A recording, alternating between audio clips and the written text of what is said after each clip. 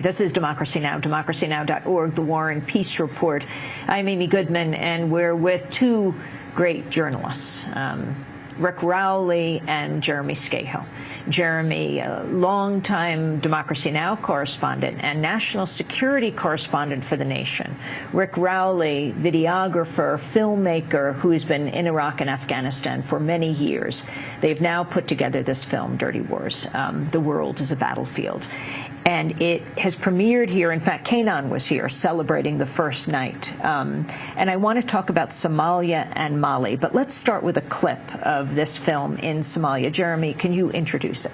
Yeah, what we discovered in Somalia was that the U.S. had been for years outsourcing its kill list in Somalia to local warlords, and in our film you meet two of those warlords, Mohammed Kanyare and Inda Ade. And Inda Ade at one time was protecting people who were on the U.S. kill list, and he was an ally of the Al-Qaeda and Al-Shabaab figures within Somalia, and he's been flipped and is now working with the U.S. So here we meet Inda Ade, this notorious warlord who's working on the side of the U.S.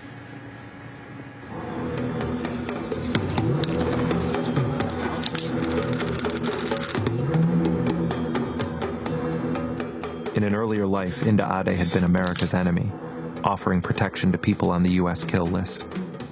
But the warlord had since changed sides. He was now on the U.S. payroll and assumed the title of general. So he's saying that the fiercest fighting that they're doing right now is happening right here.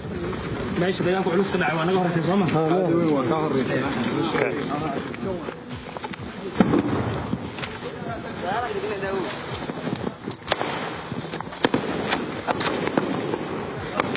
The men fired across the rooftops, but it didn't make sense to me what we were doing here, or what the Americans were doing here, in Somalia, arming this warlord turned general for what seemed like a senseless war.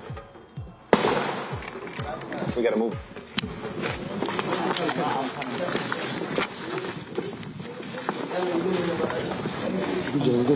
So these were Shabaab fighters you buried here?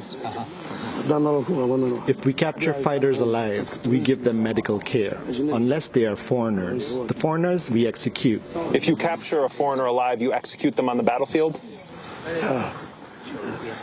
Yes, the others should feel no mercy.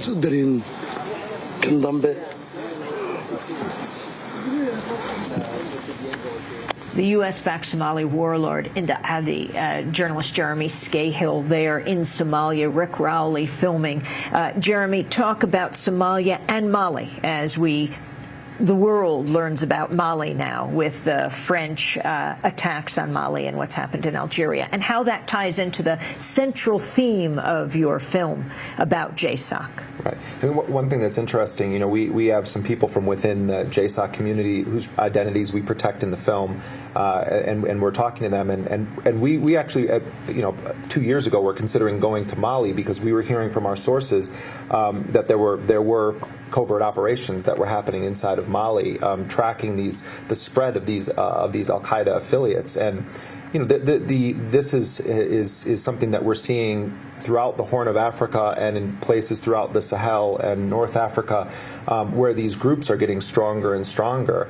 And so the U.S. is increasingly getting itself involved in these dirty wars in Africa.